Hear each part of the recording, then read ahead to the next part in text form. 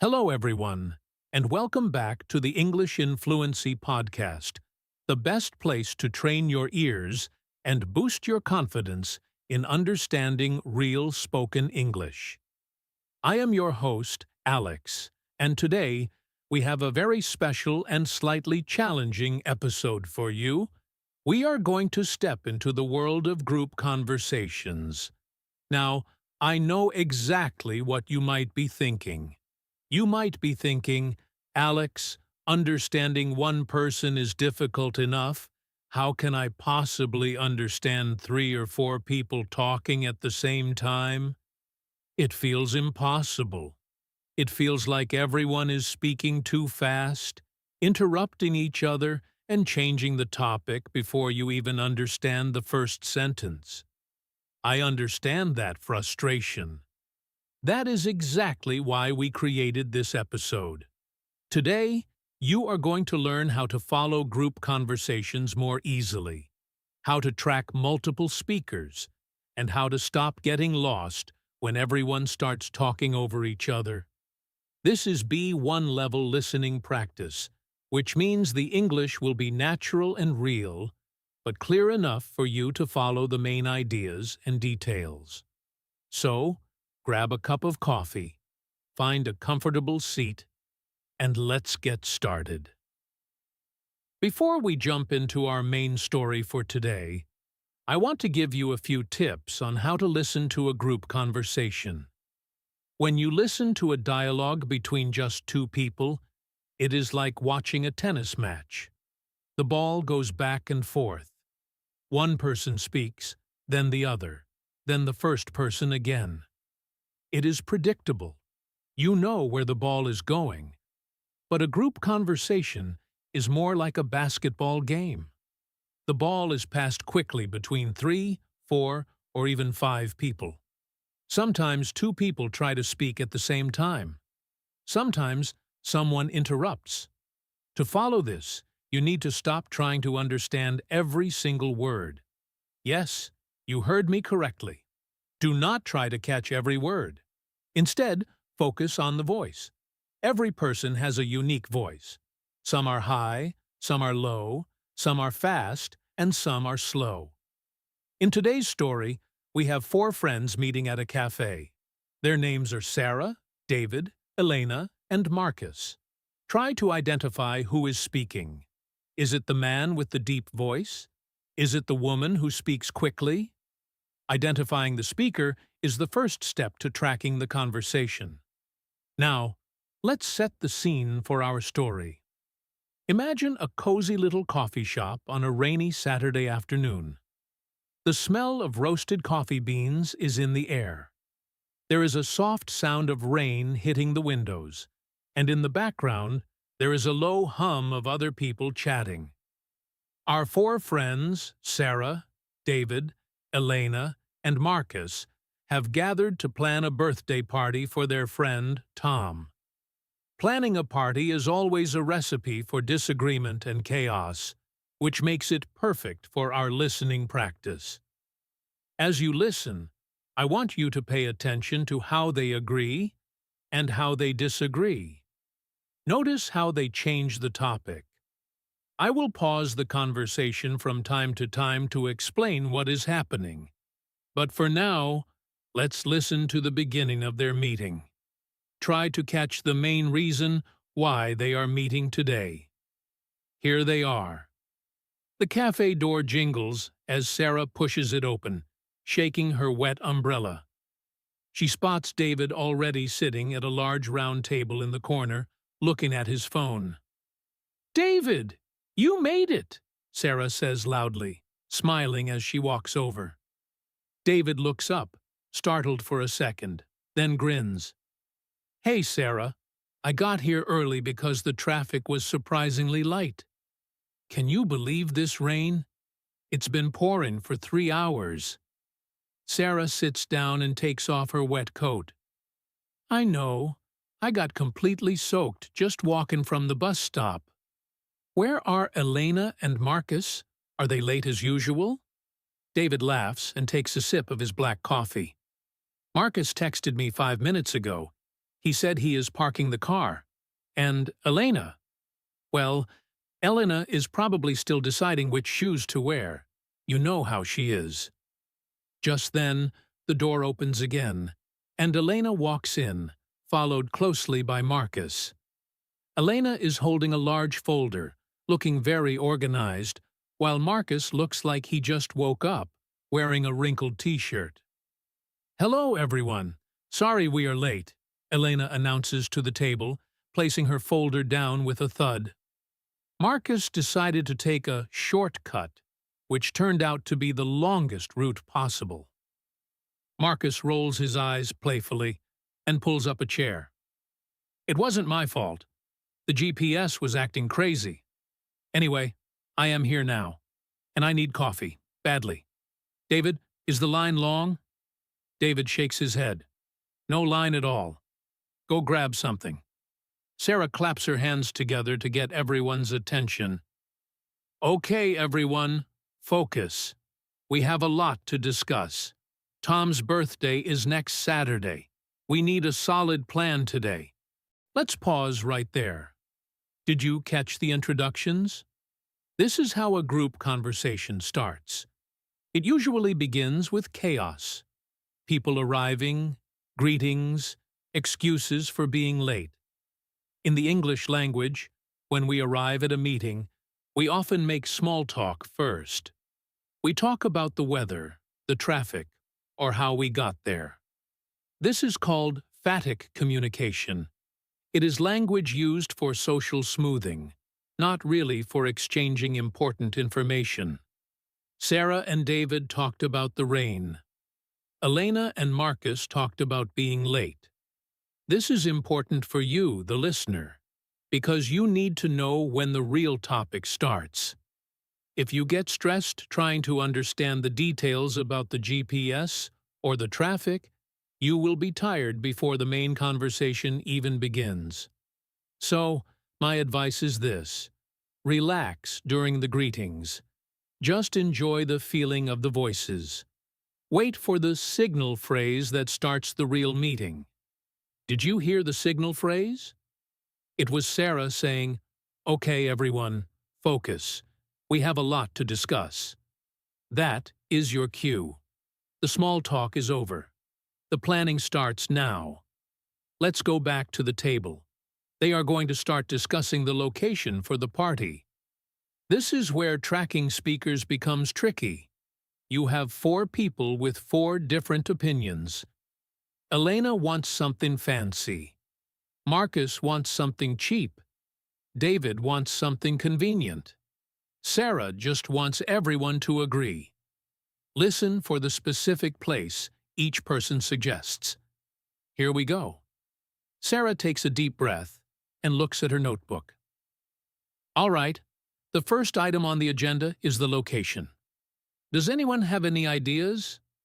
We need a place that can hold about 20 people. Elena immediately jumps in, flipping open her folder. I have been doing some research. I found a beautiful rooftop bar downtown called Sky High. It has an incredible view of the city, and they do private parties. It's a bit expensive, but it's very classy. Marcus scoffs as he returns to the table with his latte. Sky High? I looked at their menu online. The drinks are like $15 each. Remember, Tom just lost his job last month. I don't think he wants us to spend a fortune on his birthday. He would feel guilty. Elena frowns. But it's his birthday. We want to make him feel special, not cheap. It's about the atmosphere, Marcus. David raises his hand slightly to intervene. Guys, let's not argue yet. Elena, Sky High sounds great, but Marcus has a point about the budget. Maybe we can find a middle ground. What about the bowling alley on 5th Street? It has a bar, it has food, and it's fun. We can rent a few lanes. Sarah nods slowly, writing in her notebook. That's an interesting idea, David. It is cheaper, and Tom likes bowling. But is it too loud? We won't be able to talk properly if there are bowling balls crashing around. Elena shakes her head. I hate bowling. My fingers always get stuck in the balls. Plus, it smells like old shoes. No offense, David. David shrugs. No offense taken. It does smell a bit. Okay, so Sky High is too expensive, and bowling is too smelly. What else is there? Marcus leans forward, getting excited. Wait, I have an idea. What about the community park? They have those covered pavilions with grills. We can have a barbecue. It costs almost nothing. We just need to bring our own food. If it rains, we have the roof. And it's relaxed. Tom loves being outside. Sarah looks out the window at the pouring rain. Marcus, look outside. It is pouring. The park would be a mud pit, and next Saturday is supposed to rain too. Marcus deflates a little. Oh, right. I forgot about the rain. Okay, bad idea. Back to the drawing board. Let's analyze that section. Did you manage to track the speakers? Let's break it down. This is a classic group dynamic. Elena suggests a high-status or fancy option, the rooftop bar. She values atmosphere and appearance. Her tone is enthusiastic and slightly defensive when Marcus attacks her idea. She uses words like beautiful, incredible, and classy. Then we have Marcus. He plays the role of the realist, or the budget guardian. He immediately counters Elena. He thinks about the practical side, money, and Tom's feelings. He uses a rhetorical question, Sky High, to show his disbelief. His tone is skeptical. Then we have David. David often acts as the mediator. A mediator is someone who tries to find peace between two opposing sides. He uses the phrase, guys, let's not argue yet. This is a very useful phrase to learn. When you are in a group and people are starting to fight, you can say, let's not argue, or let's hear everyone out. He suggests a compromise, the bowling alley. He validates Elena, Sky High sounds great, and validates Marcus. Marcus has a point. This is high-level listening because you have to hear the but coming. Sky High sounds great, but Marcus has a point. That word but signals that he is switching sides or offering a new perspective. Finally, we have Sarah. She is the leader. She is trying to keep the meeting moving. She summarizes the points. She says, that's an interesting idea, to acknowledge David, but then raises a new problem. It's too loud. In a group conversation, the leader often summarizes. She ends up listing the negatives. Sky High is too expensive. Bowling is too smelly. This is a great listening strategy for you. When you hear a list of negatives, you know that those options are being rejected. Marcus then suggests the park, which is rejected because of the weather. So, currently, they have no location. They are back to zero. When you are listening, try to visualize the table. Imagine Elena on the left with her folder, looking serious. Marcus on the right, slouching with his coffee. David in the middle, looking back and forth. And Sarah at the head of the table with her pen. Visualizing the physical positions can help you separate the voices in your head. Now, let's continue. They need to decide on the location soon. The conversation is going to shift. Someone will remember an option they forgot. Listen for the phrase, what about? This is the most common way to introduce a new idea in English. Also, watch out for interruptions. In a group, people rarely wait for total silence to speak. They overlap. I want you to try and ignore the overlaps and focus on the loudest voice. Let's listen. Silence falls over the table for a moment. The sound of the coffee shop machines hisses in the background. Elena taps her pen on the table, thinking. Okay, wait. What about the jazz cellar? It's underground, so no rain. It's quiet enough to talk, but they have live music on weekends, and the prices are reasonable. David looks up, interested. The Jazz Cellar? I haven't been there in years. Isn't it a bit dark? Elena nods.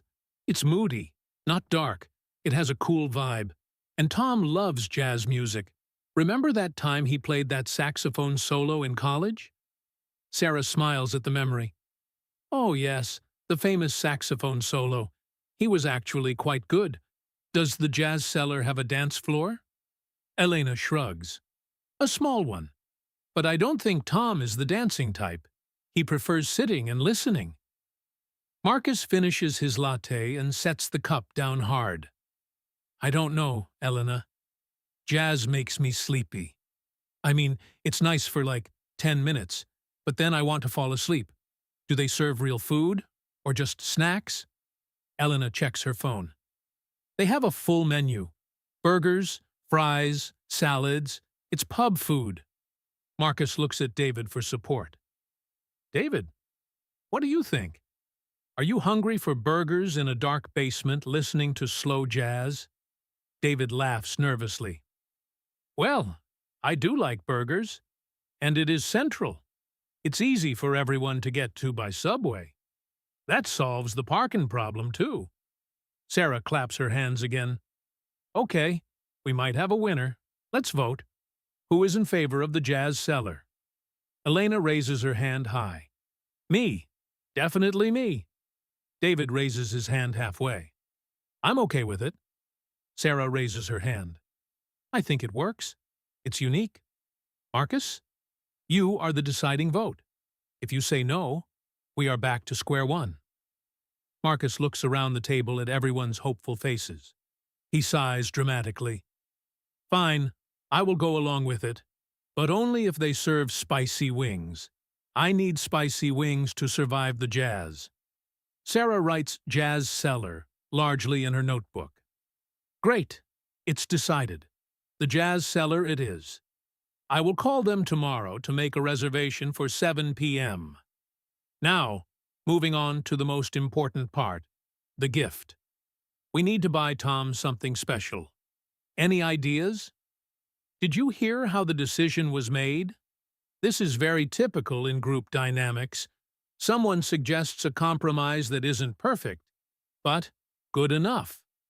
Elena suggested the Jazz Cellar. It wasn't Marcus's first choice, and he complained about it. Jazz makes me sleepy. But eventually, he agreed. In English, this is called reaching a consensus. A consensus is a general agreement. Notice the language Marcus used to finally agree. He didn't say, I love it. He said, I will go along with it. This is a polite way to agree when you don't really love the idea, but you want to be a team player. He also made a condition. Only if they serve spicy wings. This is called a conditional agreement. I will agree if this happens. This is very common in business meetings and social planning. So, they have a location, the Jazz Cellar. The conversation has now shifted topics. Sarah signaled the change with the phrase, now, moving on to the most important part.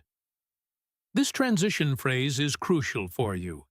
It tells you to wipe your mental slate clean. Forget about the location. Now we are talking about the gift.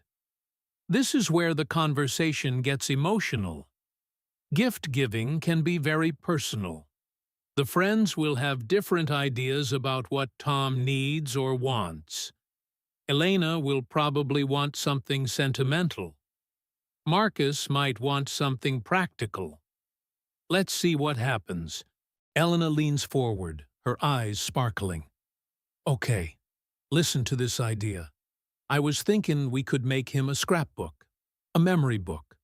We can put photos from our college days, tickets from concerts we went to, little notes. It shows we put time and effort into it, not just money. Marcus looks confused. A scrapbook? Like with paper and glue? Elena, We are adults, not kindergartners. Plus, Tom is a guy. Do guys really like scrapbooks? Elena glares at him. It's not about the paper, Marcus. It's about the memories. It's sentimental. He will cry. David interrupts, looking uncomfortable. Actually, Marcus has a point. I mean, it's a nice gesture, Elena, really. But Tom isn't very sentimental. He doesn't even have photo albums. He probably wouldn't know what to do with it. It might end up in a drawer. Sarah nods in agreement with David. I have to agree with the boys here. I love the idea, Elena. But Tom is very practical. He likes things he can use. Last year, I knitted him a scarf, and I never saw him wear it once. Elena looks disappointed. She closes a folder slightly. I just thought it would be different. Something unique. If we just buy a gadget, it's so impersonal. Sarah pats Elena's hand. It is a sweet idea. Maybe we can do something smaller, like a card with a photo? But for the main gift, I think we need something practical. Marcus snaps his fingers. Okay, practical. How about a new watch? He was complaining that his old one broke last week. David shakes his head immediately. No, no, no. Tom is picky about watches. He likes those complicated smartwatches. If we buy the wrong model, he won't use it. It's too risky. Let's pause again. Here we see the difference between sentimental value and practical value. Elena values sentiment, emotions, memories, and effort. She thinks the best gift is one that makes you cry or feel loved. Marcus and David are looking at it from a practical standpoint. Will he use it? Is it useful? In English listening, you need to catch these subtle rejections. When David says, "It's a nice gesture, Elena, really," but he is using the sandwich method of criticism. He says something nice, the bread, then the negative point, the meat, and implies the rejection. He is trying to be polite to Elena. If you only listen to the first part, "It's a nice gesture," you would think he liked the idea, but you must wait for the but. Now they are brainstorming again. The watch was rejected because it is too risky. This is a great vocabulary phrase. When something is risky, it means there is a chance of failure. Buying clothes is risky. Wrong size. Buying perfume is risky. Wrong smell. Buying electronics is risky. Wrong model. They need something safer. Let's listen to what Sarah suggests. She usually has the safe ideas. Sarah taps her pen on her chin, thinking, okay, if a watch is risky and a scrapbook is too sentimental, what does Tom actually do every day? He cooks, right? He loves cooking. Marcus nods enthusiastically. Yes, he made that amazing lasagna for us last month. It was incredible. Sarah continues, exactly. He loves cooking, but his kitchen tools are old.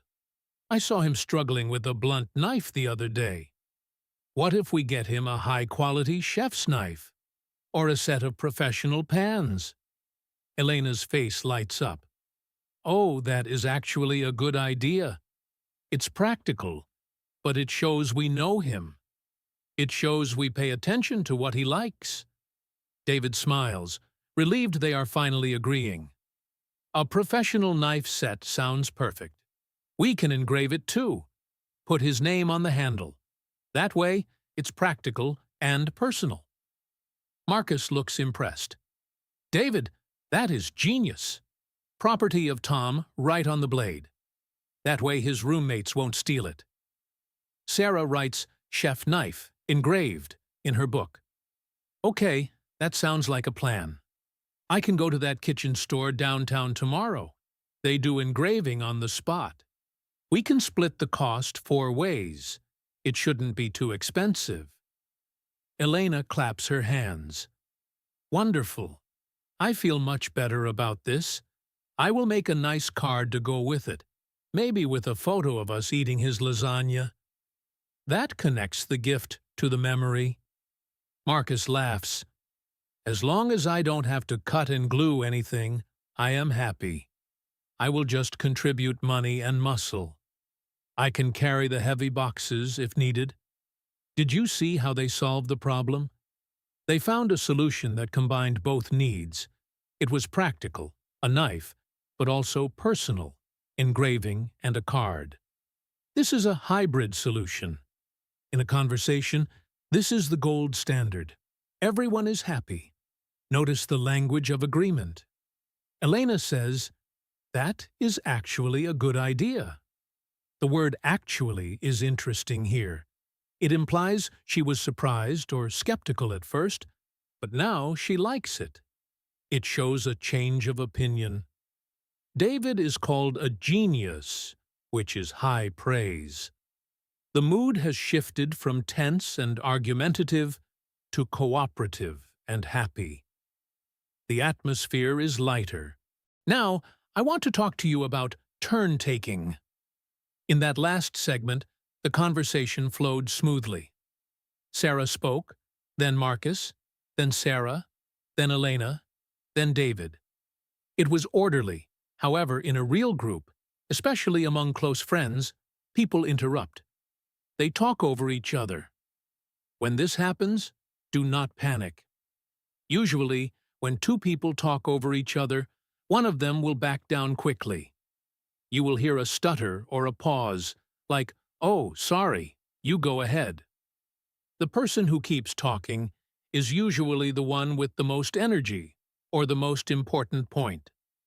Train your ears to follow the dominant voice. We are coming up to the end of the planning phase of our story. The friends have decided on the location, the jazz cellar, and the gift, an engraved knife. But there is one more thing left to plan: the guest list. This can be tricky. Who should they invite? Should they invite Tom's new girlfriend, who nobody really knows well? This is a sensitive topic. It might cause some drama. Listen to how they handle this delicate subject. It requires careful language and polite phrasing.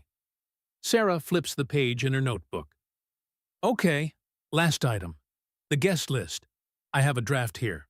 I included all the old gang, Mike, Jessica, Brian, and obviously us four. That makes 7, plus Tom. 8 people. But there is an issue. She hesitates. The table goes quiet. David raises an eyebrow. What issue? Just invite everyone. The more the merrier. Sarah sighs. It's about his new girlfriend, Lisa. They have been dating for 2 months. Do we invite her? Tom hasn't introduced her to us properly yet. I have only met her once for 5 minutes. She seemed quiet. Marcus takes a deep breath. Whoa, hold on. This is dangerous territory. If we invite her, and he didn't want her to come, it's awkward. If we don't invite her, and he wanted her there, we look rude. Elena jumps in, looking concerned. I think we have to invite her. She is his girlfriend. If we leave her out, it looks like we are excluding her. It looks mean. We should make her feel welcome. David disagrees. I don't know, Elena. It's his birthday party with his old friends. Maybe he wants a night away from her. You know how new couples are. They are attached at the hip. But sometimes guys want a guy's night. Sarah shakes her head. It's not a guy's night, David. Elena and I are going. It's a mixed group. I think Elena is right. We should invite her. It's the polite thing to do. But we need to ask Tom first. We can't just surprise him. Marcus groans. But if we ask him, we ruin the surprise of the party. The party is supposed to be a secret. We can't say, hey Tom, we are having a party. Can we bring Lisa? That ruins it. This is a dilemma.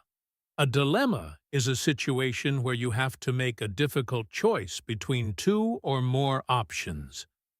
Here, The choice is between being polite to the girlfriend versus keeping the party a secret. This is where the conversation gets messy. Notice the hesitation words. It's just that, I don't know, maybe.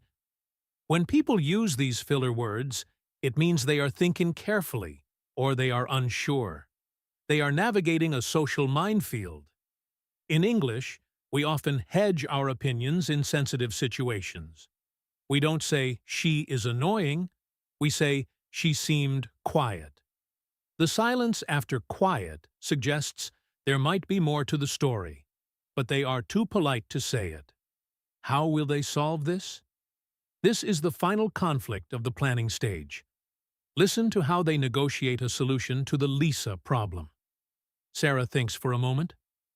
Okay, here is an idea.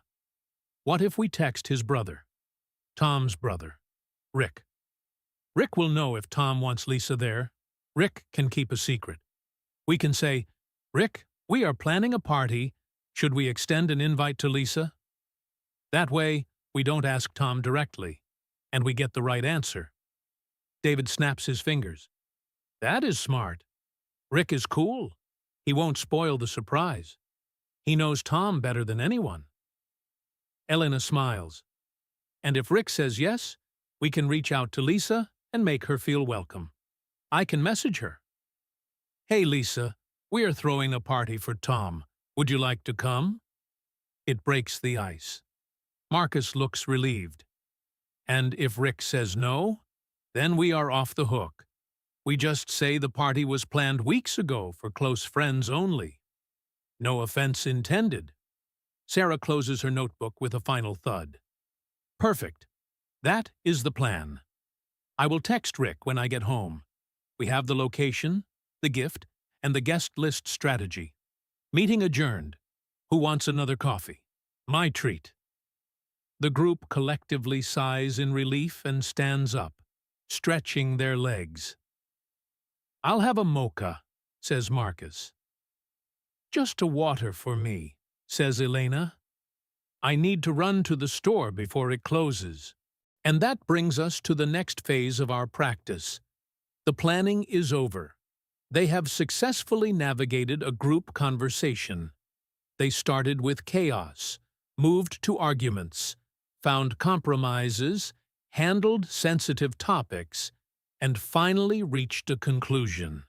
This is exactly how real English conversations work. They are messy, they loop around, and they require you to pay attention to the relationships between the speakers. Let's recap what we practiced in that section. First, we learned to identify the signal phrase that starts the main topic. Second, we practiced tracking multiple speakers by identifying their roles. The leader, Sarah, the mediator, David, the creative one, Elena, and the skeptic, Marcus. Third, we listened for agreement and disagreement markers like, I see your point, but, or, that's a good idea. And finally, we heard how people discuss sensitive topics using polite, hesitant language. Now, we are going to step into the real world. We are going to the party itself. The environment is going to be noisier. There will be music. There will be background chatter. And there will be more people joining the conversation. This is the ultimate test for your B1 listening skills. We are going to focus on how to listen in noisy environments and how to track a conversation when new speakers enter the group dynamic. Before we start the scene, let's talk about a technique called filtering. When you are in a loud place like a restaurant or a bar, your brain has to work harder to separate the voice of the person speaking from the background noise. Native speakers do this automatically. They can tune out the music and focus on the voice. For a language learner, this is exhausting. The music often blends with the speech, making words sound muddy. To help with this, I want you to focus on the content words. In English, Sentences are made of content words and function words. Content words are the nouns, verbs, adjectives, and adverbs. They carry the meaning. Function words are the small words like the, a, is, at, to. These are often mumbled or swallowed in noisy environments. So, when you listen today, don't listen for every the or and. Listen for the big blocks of meaning. Listen for jazz, drink, Tom, happy, late. If you catch the content words, your brain will fill in the grammar automatically. Now, let's go to the jazz cellar. It is Saturday night. The weather has cleared up, and the city is bustling. The jazz cellar is a basement venue, dimly lit with candles on the tables. A jazz trio is playing in the corner, a piano, a double bass, and a saxophone. The air smells of fried food and expensive perfume. Sarah, David, Elena, and Marcus are sitting at a large table near the stage. They are waiting for the other guests to arrive.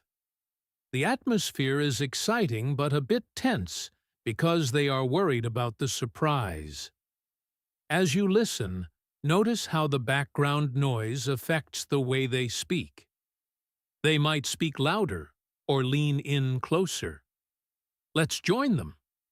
The saxophone plays a slow, smoky melody in the background. Marcus is sipping a cocktail, looking around nervously. "It's 7:30, he shouts over the music.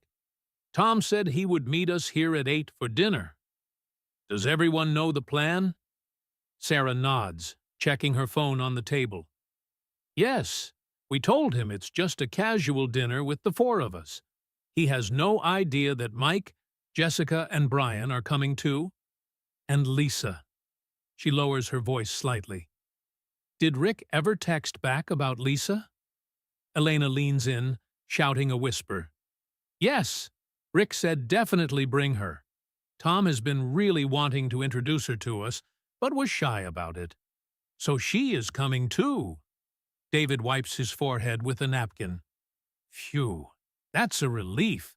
I didn't want to be the one to explain why his girlfriend wasn't invited. Is she coming with Tom?" Elena shakes her head. "No, she is coming separately. She wanted to be here early to meet us before he arrives." Just then, Mike and Jessica walk down the stairs into the cellar. Mike is a tall guy with a loud laugh, and Jessica is small and energetic. They spot the group and wave. "Hey, guys!" Mike booms across the room, his voice cutting through the jazz music. "Happy almost birthday to Tom! Where is the birthday boy?" Sarah stands up to greet them, hugging Jessica. "He isn't here yet. We have about 20 minutes. Sit down, grab a menu. We need to order some appetizers before he gets here." Jessica looks around the room, admiring the decor. "I love this place, Elena. Good choice. It's so moody and cool. And the music is fantastic." Elena beams with pride. "Thanks. I thought it would be perfect. Just don't let Marcus convince you to order the spicy wings. He's been obsessed with them all week." Marcus raises his glass. "The wings are a necessity. We need sustenance." This scene is much more dynamic. We have two new speakers, Mike and Jessica. Mike has a booming voice, which means it is deep and loud. This makes him easy to hear, but he might overpower the others. Jessica is enthusiastic. When she says, "I love this place," her voice goes up high. This is affect. She is showing emotion. In a group, it is essential to link the voice to the personality. Mike equals loud/funny. Jessica equals sweet/enthusiastic. Now, pay attention to the interaction. They are reviewing the plan. This is a re-entry of information. They are confirming what we already know, which is a common feature of conversations. People repeat plans to make sure everyone is on the same page. "Does everyone know the plan?" allows the listeners and you to reset the context. But here comes the complication. Lisa is coming separately. This adds a new layer of tension. Lisa does not know the group well. She will be entering a group of old friends who have shared jokes and history. This is often the hardest part of a conversation for a non-native speaker to follow. The inside joke. An inside joke is a joke that only friends who were there understand. When Lisa arrives, watch how the group dynamics shift. Will they include her? Or will they ignore her and talk about old times? Listen for the inclusion strategies they use. The door at the top of the stairs opens again. A young woman with curly hair and a nervous smile steps down. She is wearing a bright red dress that stands out in the dim room. It's Lisa. She looks around, spotting the group. She hesitates for a second before walking over. Sarah stands up immediately to welcome her. "Lisa, hi! It's so good to see you again. Come, sit down." Lisa smiles shyly, clutching her purse. "Hi, Sarah. Hi, everyone. I hope I'm not late. The taxi driver got a bit lost." Elena moves over to make space. "Not at all. We just got here. Here, take my seat. I can see the stage better from the other side anyway. Everyone, this is Lisa.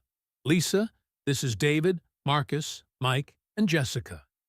A chorus of "Hi, Lisa," and "Nice to meet you" circles the table. Lisa sits down, looking a bit overwhelmed. "It's so nice to finally meet you all. Tom talks about you guys all the time, especially the camping trip stories." Marcus laughs loudly. "Ah, the camping trip. We promised never to speak of the camping trip, especially the part with the raccoon." Lisa laughs too, relaxing a little. "Oh no, he didn't tell me about a raccoon. He just said you guys survived a hurricane in a tent." David shakes his head, smiling. "That is a slight exaggeration. It was just a lot of rain. But we have many stories. We will have to trade them later." Sarah signals the waiter. "Lisa, would you like a drink? The cocktails here are really good. Or maybe a glass of wine." Lisa looks at the menu. "A glass of white wine would be perfect, thank you. I'm a bit nervous, to be honest. I wanted to make a good impression." This is a crucial moment in group dynamics. It is the integration phase. Sarah acts as the host. She facilitates the introduction. She stands up, she offers a seat, she offers a drink. These are social scripts. "Would you like a drink?" is the universal phrase of welcome. Lisa admits she is nervous. This is a very human moment. When someone admits they are nervous in English, it usually breaks the ice. It makes them seem vulnerable and honest. Notice how the group reacts. They don't ignore it. They reassure her. "It's so nice to finally meet you." This is polite, phatic language again. However, notice the topic of the camping trip. Lisa mentions the camping trip stories. This is her trying to connect. She knows a keyword. But Marcus brings up the raccoon, which she doesn't know about. This is an information gap. Lisa doesn't have the background information. In a listening test, this is where you might get confused. A topic is mentioned, and you don't know why it's funny. Don't worry if you don't get the joke. Just understand that it is a bonding moment. Now, the tension is rising. Tom is about to arrive. They need to get ready for the surprise. A surprise party requires coordination. Everyone needs to be quiet or hidden or ready to shout, "Surprise!" Listen for the imperative verbs, commands that tell people what to do. Hide, be quiet, turn off the lights. These are often spoken quickly and quietly. Sarah's phone buzzes on the table. She looks at it and her eyes widen. It's a text from Tom. He says, "Just parking the car. Be there in 5 minutes. Okay, everyone. Action stations. The table erupts into quiet chaos. Mike nearly spills his beer. Wait, now! We aren't ready. The cake hasn't arrived yet. Sarah hisses at him. Forget the cake for now. We have to hide. Everyone, stand behind the bar or go to the bathroom. No, wait, the bathroom is too far. Just stand behind that pillar over there. Lisa looks confused. Should I hide too? Or should I stay seated so he sees a familiar face? Elena grabs Lisa's arm gently. No, hide with us. It's more fun if the table looks empty. He will think he got the wrong night. Marcus grabs his camera. I need to get the reaction shot. I'm hiding behind the plant. They scramble to their feet, knocking chairs back. The waiter looks confused as 6 people rush away from a table full of drinks. Sarah turns to the waiter. Sorry, it's a surprise party. We are hiding. The waiter smiles and nods, understanding the situation. I will distract him if he comes in, the waiter whispers. The group squeezes behind a large stone pillar in the corner. It is a tight squeeze. Ouch, Mike. You are standing on my foot, David whispers. Sorry, Mike whispers back. Shh, Sarah commands. He's coming. I hear footsteps. The room goes silent except for the jazz music. The door opens. Tom walks in. He is wearing a casual jacket, looking around for his friends. He sees the table with drinks on it, but no people. He frowns. He checks his phone. He looks at the waiter. Excuse me? I'm meeting some friends. Sarah? David? Are they here? The waiter points towards the pillar, failing to keep a straight face. Tom walks closer to the pillar, suspicion growing. Guys, I know you are here. I can see Marcus's shoe sticking out. Marcus jumps out first. Surprise! The rest of the group follows, piling out from behind the pillar. Happy birthday! They shout in unison. Tom jumps back, genuinely startled, clutching his chest. Whoa! You guys scared me to death. I thought you stood me up. He laughs, looking around at everyone. Then his eyes land on Lisa. He freezes for a second, surprised. Lisa? What are you doing here? I thought you were busy tonight. Lisa steps forward, smiling. Surprise! I wanted to be here. Happy birthday, Tom. Tom looks from Lisa to the group, realization dawning on his face. Wait, you all know each other? Sarah steps forward and hugs Tom. We coordinated. It's all us. Happy birthday, buddy. This was the climax of the surprise. Did you notice the sequence of events? First, the warning text. Second, the panic. Third, the hiding. Fourth, the reveal. The dialogue was fast and whispered during the hiding phase. Whispered English can be hard to understand because the sounds are different. His sounds are louder, vowels are shorter. But the meaning was clear through the context of the action. Now, the party truly begins. Everyone sits back down. The table is now larger, pulled together. The conversation will shift to catching up. Tom is the center of attention. He has to talk to everyone. He has to thank them. He has to react to the surprise. In a group, the center of attention usually speaks the most, but they also have to manage the flow. Tom has to make sure he talks to his old friends and his girlfriend. Let's listen to how he balances this. They all settle back into their seats, breathless from laughing. The waiter brings over a menu for Tom. Happy birthday, sir. Can I get you a drink? Tom nods, still grinning. I will have whatever they are having. Whiskey, I assume? David raises his glass. Whiskey it is, to start the celebrations. Tom looks at Lisa, reaching across the table to squeeze her hand. I really can't believe you pulled this off. And Lisa, you were in on it? Lisa nods. Sarah messaged me. It was actually quite hard to keep a secret all week. Tom turns to the group. And Mike, Jessica, I haven't seen you in months. How is the new house? Mike takes a deep breath, ready for a long story. Oh man, the house. It's a disaster zone. We decided to renovate the kitchen, and we found termites. Termites, Tom? Under the floorboards. It has been a nightmare. Jessica rolls her eyes playfully.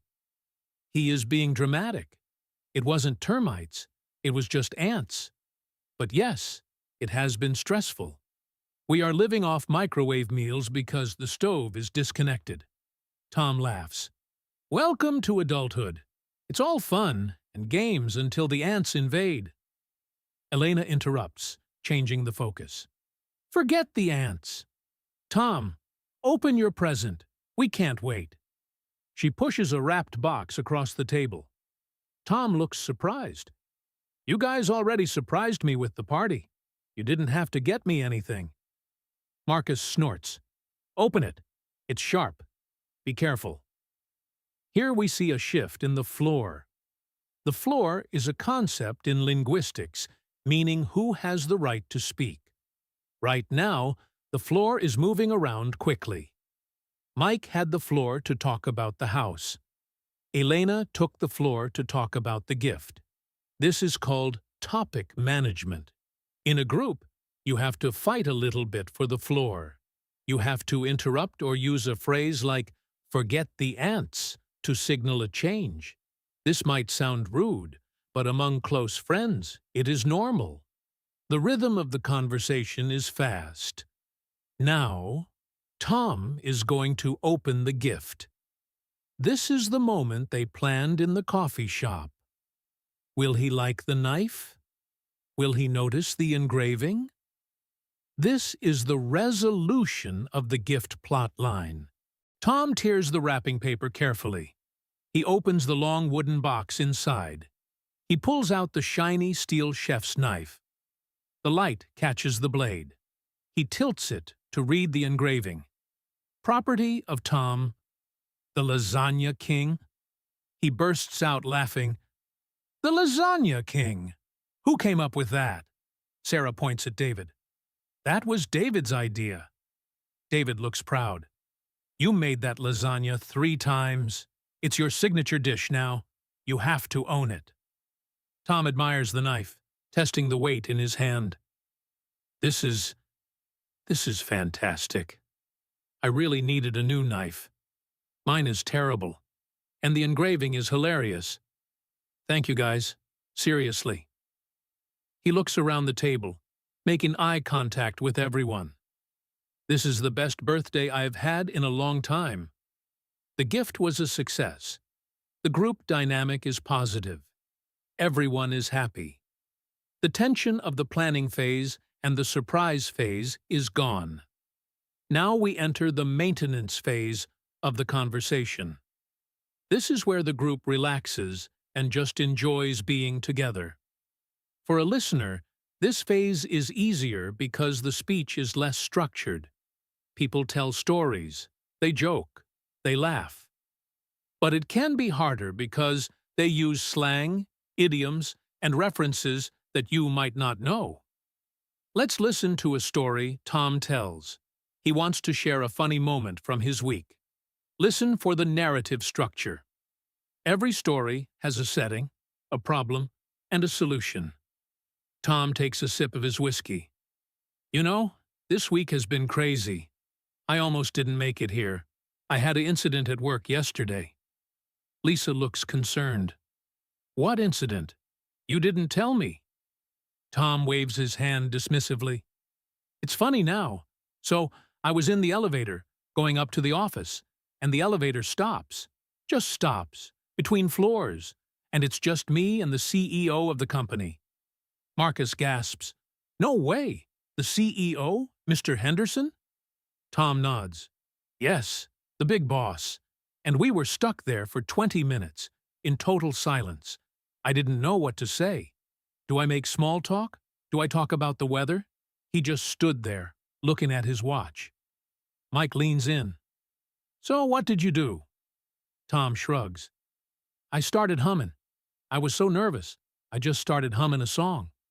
And he looked at me and said, Is that jazz? And I said, yeah. And we ended up talking about jazz for the next 15 minutes until the fire department came. He loved it. He invited me to a jazz club next week. This story serves a social function. It elevates Tom's status. He was stuck with the CEO problem, but he handled it with humor, humming, and the result was a positive outcome. Invitation. In a group conversation, stories are currency. They entertain and they build status. For you, the listener, try to identify the point of the story. Why is he telling this? Is it to complain? To brag? To be funny? Here, the point is to be funny and show a lucky break. When you understand the point, the details become easier to remember. The party continues for another hour. The food arrives. Burgers, wings, fries. The music gets a bit louder. The conversation splits into subgroups. This is very common. With 8 people, it is hard for one person to talk to everyone. The table splits. Tom, Lisa, and Sarah are talking about work. Marcus, Mike, and David are talking about sports. Elena and Jessica are looking at photos on a phone. This is called fragmentation. Your job as a listener is to choose one thread and follow it. It is impossible to follow 2 conversations at once. In the next segment, we will focus on the conversation between Marcus, Mike, and David. It is about sports, specifically football, soccer. If you don't like sports, don't worry. Just listen for the opinions and the emotions. Marcus is waving a French fry in the air. I'm telling you, the referee was blind. It was a clear penalty. The goalie took him down. David disagrees, shaking his head. No way. The player dived. He made a meal of it. There was barely any contact. Mike tries to mediate. It doesn't matter now. The game ended in a draw. Both teams played well. Marcus looks frustrated. It does matter. We needed that win to get into the finals. I almost broke my TV. David laughs. You take it too seriously, Marcus.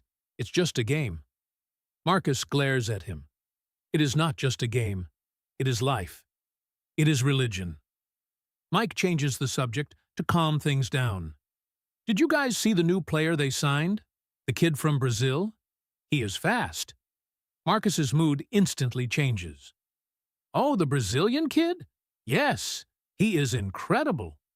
Did you see his footwork in the second half? This is a classic sports argument. It is heated but friendly. Notice the vocabulary.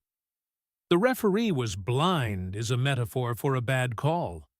He made a meal of it is an idiom meaning he exaggerated his injury or reaction. It is not just a game is a cliché used by passionate fans. In a group, sub-conversations often have their own vocabulary. If you don't know the specific topic vocabulary, you can get lost. But you can track the emotion. Marcus is angry, then happy. David is calm.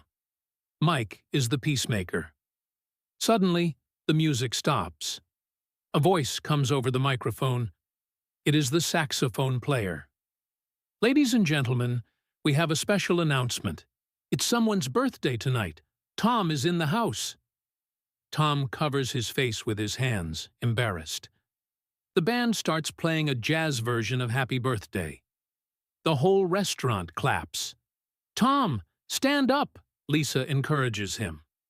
Tom stands up reluctantly, waving to the crowd. He looks at his friends and smiles. You guys set this up too? Sarah shakes her head. No, this was just luck. But enjoy it. This marks the end of the main events of the party. The friends have bonded. The gift was a hit. Lisa was integrated into the group, and Tom had his special moment. We have practiced listening to multiple speakers in a noisy environment, tracking sub-conversations, and identifying the purpose of stories. We saw how the group split into smaller units and how they came back together for the public announcement. Now, we must deal with the end of the night.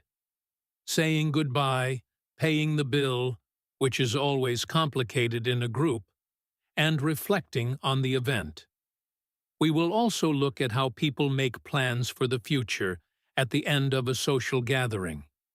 The pace will slow down, but the social complexity remains high. Who rides with whom? Did everyone have a good time? The clock on the wall shows almost 11. Elena lets out a big yawn, covering her mouth quickly. Oh my goodness, excuse me. I didn't realize how late it was. The music was so relaxing, I almost fell asleep. Sarah looks at her watch. It's almost 11. We have been here for 4 hours. I have to get up early tomorrow to take my dog to the vet. Mike stretches his arms above his head. Yeah, I should probably get going too. Jessica has to work in the morning. Jessica nods, putting her coat on. The babysitter needs to leave by midnight. We really should call it a night. Tom, still riding the high of the celebration, tries to keep them there. What? Already? The night is young. We can go somewhere else for a nightcap. Lisa touches Tom's arm gently. Tom, we had a wonderful time, but I am exhausted. I didn't sleep much last night. Tom looks around the table, seeing the tired faces. Okay, I surrender. I guess I have to let you all go. This is the negotiation of the end. Tom, the guest of honor, wants to continue. The others want to leave. They use face-saving excuses. Blaming the babysitter, the dog, or work is a polite way to leave without hurting the host's feelings. I would love to stay, but this is the structure of a polite refusal. Lisa uses a very effective strategy. She compliments the event. We had a wonderful time, before giving the reason to leave. I am exhausted. This softens the blow. Now comes the most stressful part of a group dinner for many people. The bill? Who pays? Do they split it evenly? Does Tom pay because it's his birthday? Or do the friends treat Tom? In many Western cultures, for a birthday, the friends usually pay for the birthday person. But splitting the bill among 7 people can be messy. Listen for the math and the polite arguments about money. The waiter arrives with a small leather folder and places it in the center of the table. The conversation stops for a second as everyone looks at the folder. David reaches for it first. All right, let me see the damage. He opens it and looks at the total. He winces slightly. Okay, it's not too bad. With the tip, it's about $300. Marcus pulls out his wallet. Okay, let's split it evenly. 300 divided by... How many are we? 8? Sarah shakes her head. No. We can't split it evenly. Tom shouldn't pay. It's his birthday. So we split it 7 ways. Tom protests. Absolutely not. I invited myself. I will pay for myself.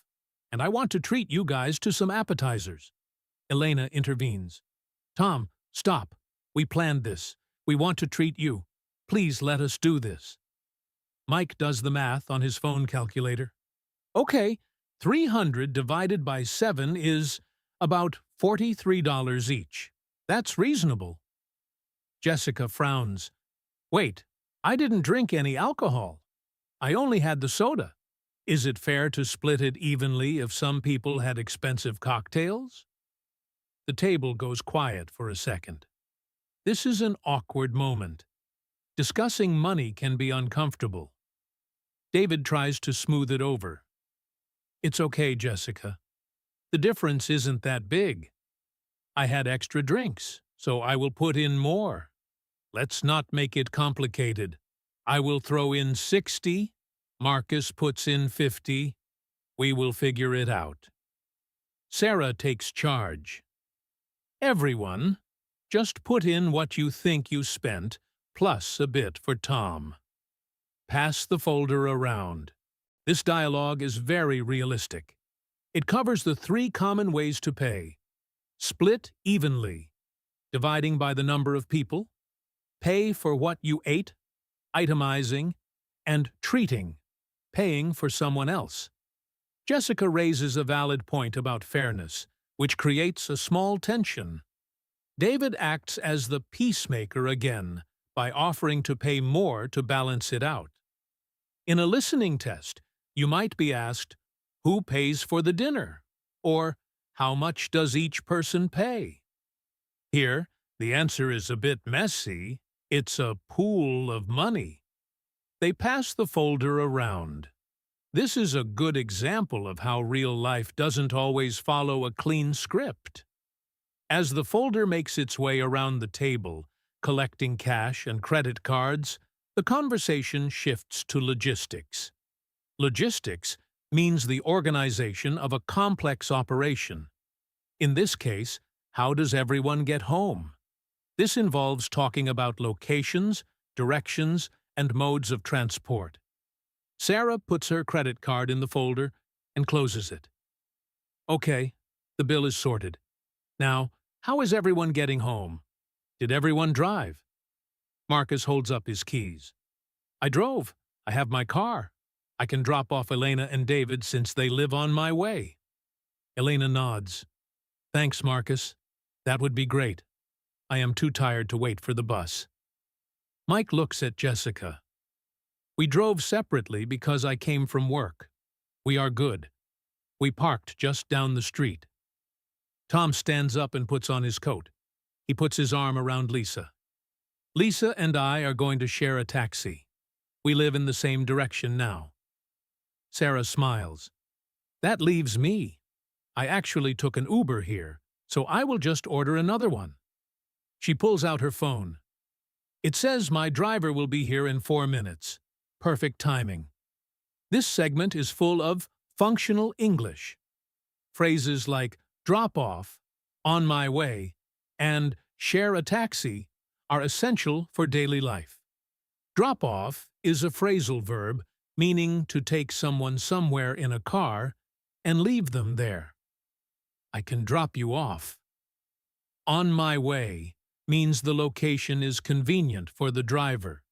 Listen for these prepositions. They tell you the geography of the city without needing a map. We know Marcus's route goes past Elena and David's houses. We know Tom and Lisa live near each other. A subtle hint about their relationship progressing. Now, the physical act of leaving.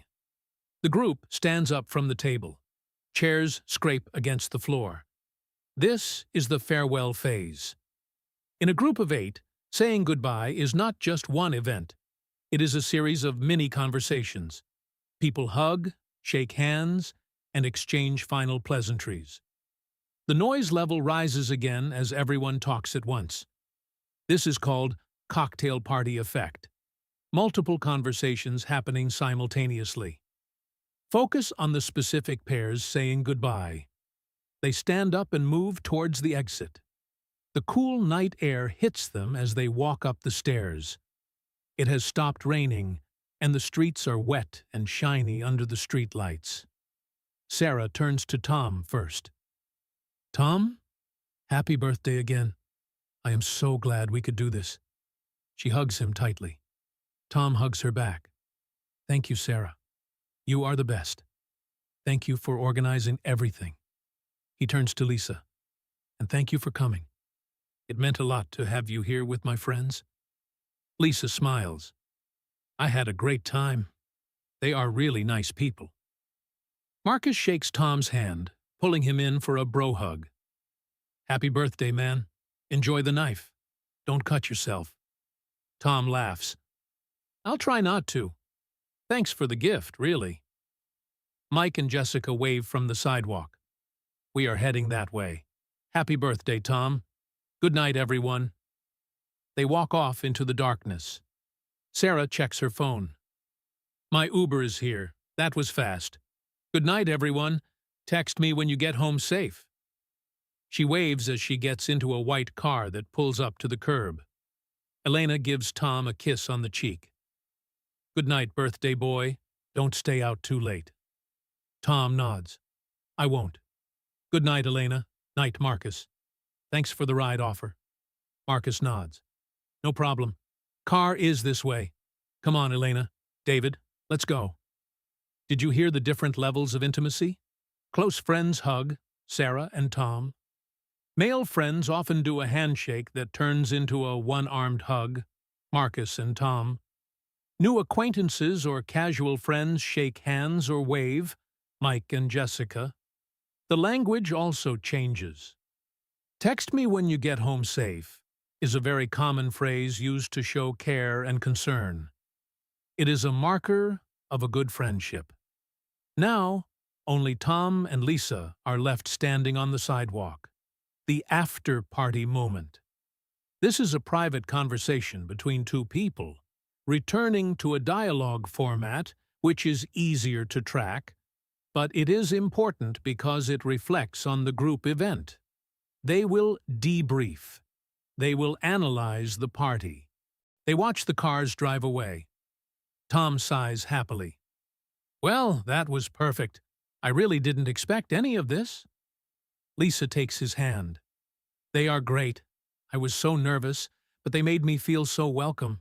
Especially Sarah. She is so sweet. And Elena is funny. Tom agrees.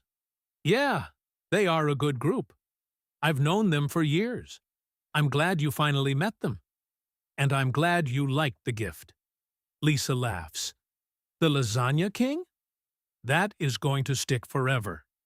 You are going to have to make lasagna every time they come over now. Tom groans playfully. Oh, no, I didn't think of that. I've created a monster. Do you want to grab that taxi? Lisa nods. Yes, I'm freezing. Let's go. A taxi pulls up. They get into the back seat. The door closes, shutting out the noise of the city. Silence falls for a moment, comfortable and peaceful. This is the end of the narrative arc. We went from the chaos of planning to the noise of the party, to the quiet of the ride home. The story is complete. But before we finish this lesson, I want to discuss the mental map you should create while listening. When you listen to a story like this, try to visualize a timeline. First, the setup, coffee shop, planning, disagreements. Second, the event, jazz cellar, surprise, gift, stories. Third, the conclusion, the bill, the ride home, reflection. If you have this timeline in your head, the details stick to it. You don't just hear random words, you hear parts of a structure. For B1 learners, this is the secret to improving.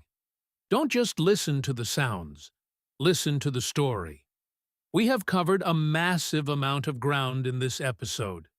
We learned vocabulary related to planning, agenda, budget, compromise, vocabulary related to socializing, surprise, toast, speech, and vocabulary related to leaving, bill, split, drop-off. But more importantly, we practice the skill of attention. You learn to shift your focus from one speaker to another, to filter out noise, and to identify the purpose of the conversation. Let's do a quick final review of the characters and their roles, as this helps in tracking speakers in any conversation. The leader, Sarah, organizes, keeps time, makes final decisions. The mediator, David, keeps the peace, finds compromise, and is logical. The creative or sentimental one, Elena, focuses on feelings, details, and atmosphere. The skeptic or realist, Marcus, focuses on money, reality, and humor. The newcomer, Lisa, is polite, listening, trying to fit in. And the center, Tom, is the focus of attention, reacting, and grateful.